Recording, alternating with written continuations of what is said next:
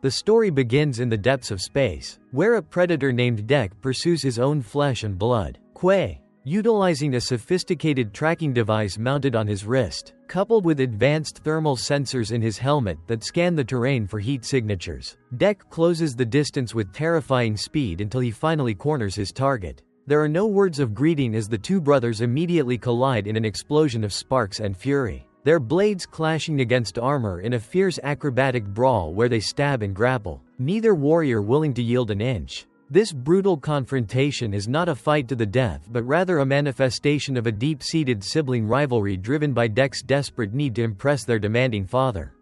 Tragically for Dek, all his intense training and effort crumble in the face of reality because Quay is simply the superior combatant possessing the refined skills and raw power of a master warrior that Dek cannot hope to match. Overpowered and outmaneuvered, Dek takes a devastating hit that sends him plummeting off the edge of a jagged cliff, so his body crashes into the abyss below while his biomask flies off to leave his face exposed. Dek finally manages to claw his way back up the precipice, battered and humiliated, only to find Quay sitting calmly on a rock waiting for him with the patience of a disappointed mentor. Dek defiantly gasps that he is still alive to salvage some dignity, but his older brother coldly retorts that, based on his current skills, he will not be living for much longer in this unforgiving universe. Seeking validation that he never receives, Dek asks Quay the question that haunts him about whether he is truly a predator. Quay answers as sharp as a blade, telling Dek that he is not yet a true predator because he has not earned the respect of the clan, which is a chaotic honor that can only be purchased with bloodshed and trophies. Enraged by the dismissal and his own insecurity, Dek lets out a primal roar and demands that Quay pick up his sword to face him in a fair honorable duel. Quay refuses to engage in such childish games and instead leads them deeper into a nearby cave to explore, where Dek stumbles upon an ancient technological device left behind from a long-forgotten cosmic war.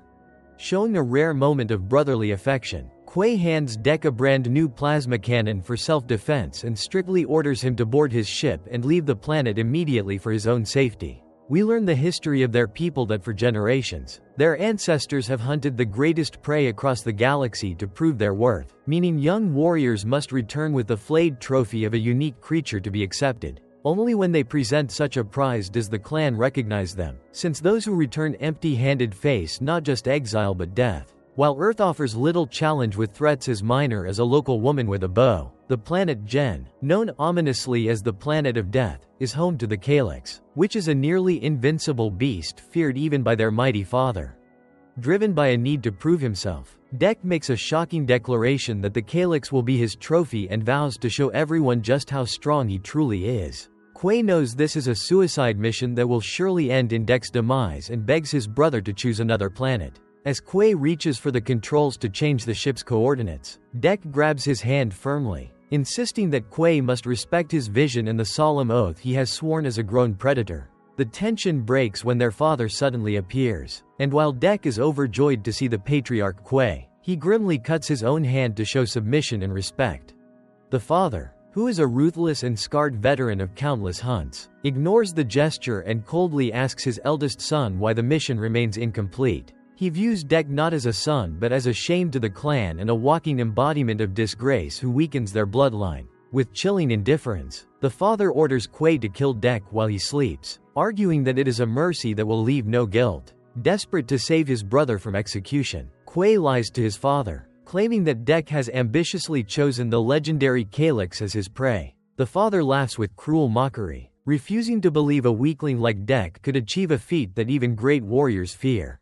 He repeats his command, stating that killing Dek is the only way for Quay to gain the honor he supposedly lacks. Unable to disobey the direct order of his clan leader, Quay bows his head in defeat and slowly draws his sword. Dek is restrained and helpless as he screams in despair while watching his brother approach. In a twist of loyalty, Quay severs Dek's chains instead of his neck and violently shoves him into the escape pod before turning back to face their father alone. A battle erupts instantly as the father uses his active camouflage to vanish, only to reappear to slice off Quay's arm in a spray of glowing green blood.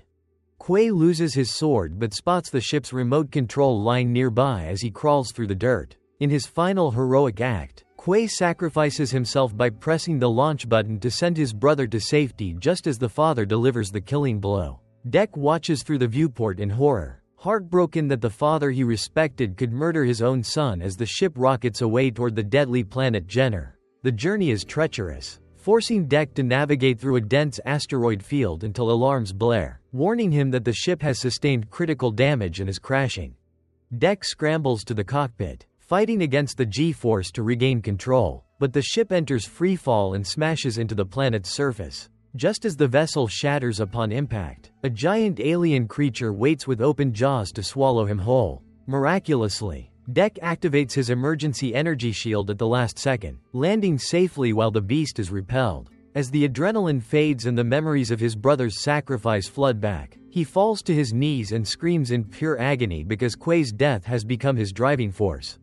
Determined to start his hunt, Dek scavenges whatever weapons he can find from the smoking wreckage of his ship. Suddenly, a strange creature lands on top of the ruined hull, causing Dek to freeze in caution, unaware that a true apex predator is stalking them both from the shadows. The beast attacks with lightning speed, disarming Dek and leaving him vulnerable. Surrounded and panicked, Dek swings his broken weapon wildly to defend himself before deciding that retreat is the only option. He sprints through the alien jungle where razor-sharp vines slice into his skin like knives, leaving him bleeding and exhausted. Thanks to his natural agility, Dek manages to escape the immediate danger, but he realizes this planet is far more hostile than he ever imagined. After treating his deep wounds with a makeshift medicinal paste, Dek discovers explosive materials on a large leaf and carefully collects them. While moving through a tall grass field, he spots strange organic pods that release paralysis-inducing spores when touched. It is here that he hears a female voice calling out for help from a synthetic android woman trapped ahead, who promises to save Dek if he helps her. Just then, a bird flying overhead drops a stone, activating the deadly spores around them. Dek initially refuses to cooperate, stubbornly stating that a predator works alone and needs no assistance. The android introduces herself as Thea and reveals she knows exactly what he is hunting. The bird drops another stone, causing Dek to inhale the deadly toxins and choke. With no other choice, he agrees to the alliance and throws her his smart dart to cut her loose. Just as a local beast is about to devour him in his weakened state, Thea saves him and administers an antidote.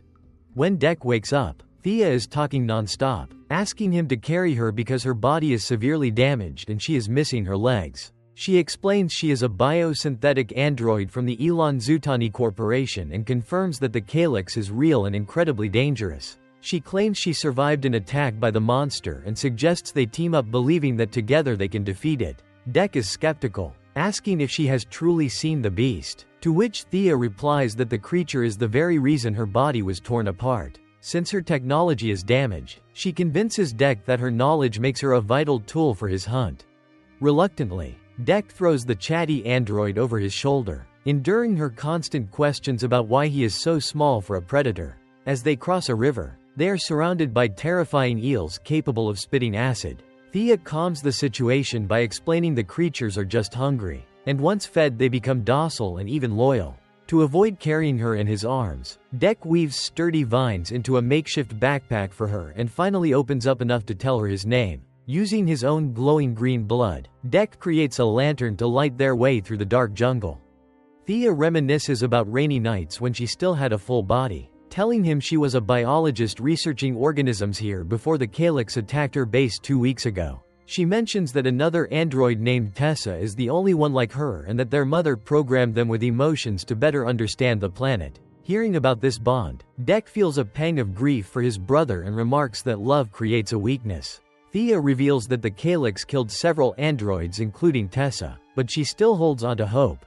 Meanwhile, back at the Zutani base, Tessa returns in a ruined body since her mission to capture a specimen has failed. She connects to Mother, whose cold voice reprimands her for the failure, but Tessa ignores the scolding to ask about Thea. Mother reveals that a predator has Thea, providing the only lead they have. Back in the wild, Dek is starving and hunting for food, so Thea points out a rhinoceros-like creature, explaining it is the calyx's favorite prey. The problem is that the prey is across a field of glass grass where leaves are as sharp as shards of glass and can slice flesh to ribbons. Dek notices a monkey watching them from the trees and uses a dart to startle it, causing the monkey to chase the rhino. Taking advantage of the chaos, Dek climbs a tree to get a vantage point, nearly blinding Thea in the process. He manages to jump onto the rhino's back but is violently thrown off, ending up in a brawl with the monkey. He realizes the small creature is incredibly fast and strong, but before he can finish it, the rhino returns. Dek draws his laser sword, waiting for the perfect moment, and with a single precision strike, he slices the massive beast in two. He roars in victory, but the celebration is cut short when a giant land starfish emerges from the ground to swallow them. Dek tries to use a bomb but is too slow, so the monkey saves them by using its hard shell to break the monster's teeth. As the monster chases the monkey, Dek climbs a high tree to avoid the glass grass and dives down to deliver a killing blow to the starfish. The monkey stares in awe, seemingly impressed by Dek's power. Elsewhere, Tessa and her robot squad find Dek's crashed ship and destroy the attacking vines with flamethrowers. That night by a campfire, Thea happily declares that they make a great team with her intellect alongside the monkey's strength and Dek's skill. When the monkey tries to steal meat, Dek refuses but eventually tosses a piece to the creature because it is too tough to eat. Grateful, the monkey spits on him, which Thea explains is a sign of respect and an invitation to join its clan. Dek gloomily says he has no clan as he is a lone predator who lost his brother to his father's hand. He vows to kill the calyx to honor his brother, though Thea advises him to define his own value rather than just following orders. The next morning, Dek tries to leave alone but Thea insists on bringing the monkey, whom she names Bud, arguing that she is his partner and not just a tool. While washing wounds at a river, Dek finds a massive fang and realizes they are standing at the calyx's watering hole. Thea, still angry about his attitude, asks a cruel question about why his strong brother died, forcing Dek to painfully recount the tragedy. Thea uses the analogy of earth wolves to explain that true strength comes from the pack protecting each other, but Dek stubbornly insists on being a solo alpha killer. They finally reach the old Zutani base, now the calyx's nest, where Thea finds her legs and uses a machine to reattach them. She reveals her true mission was always to capture the calyx for study because its biology offers immense benefits to humans. Dek feels betrayed, believing Thea is stealing his honor, and furiously drives her away just as the calyx approaches. He ignites gas tanks to create a fire trap, but the monster breaks his sword with one blow and sends him flying. During the brutal fight, Dek accidentally breaks Thea's legs again, but facing a choice as Quay did, Thea grabs a weapon to save Dek instead of fixing herself. Dek manages to cut off the calyx's head, yet it regenerates instantly, leaving him to accept his fate until the beast strangely decides not to kill him after sniffing his scent. Suddenly, Tessa arrives and uses a device to freeze both Dek and the monster, taking them back to the base. Tessa plans to study Dek's physiology to find weaknesses, ignoring Thea's pleas to stop the torture. When other robots arrive to inspect Dek's weapons, Thea translates for him, allowing Dek to trick a naive robot into blowing its own head off with an explosive toy. After escaping to his ship, Dek recovers and crafts new weapons from the environment, including a chain made of glass grass alongside explosive bugs and an acid-spitting lizard. Returning to the base, he discovers that Bud is actually a baby calyx, which explains why the mother didn't kill him earlier since she smelled her baby on him. Dek launches an assault with Bud, and Thea joins the fight even in her damaged state, realizing Dek came back for her like a true alpha wolf.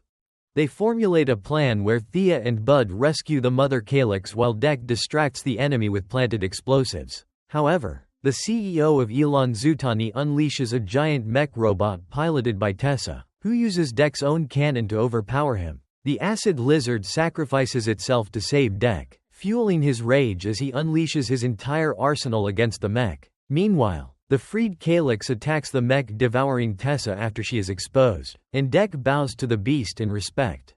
But Tessa survives inside the beast and activates a nitro bomb to freeze and explode the calyx from the inside. A battered Tessa emerges to kill Thea, but Dek stabs her from behind, allowing Bud to deliver the final blow to avenge his mother. Sometime later, Dek returns to his homeworld and throws Tessa's head at his father's feet. When the father calls him a disgrace and attacks, Dek uses his new glass grass spear to defeat the guards and strike down his father.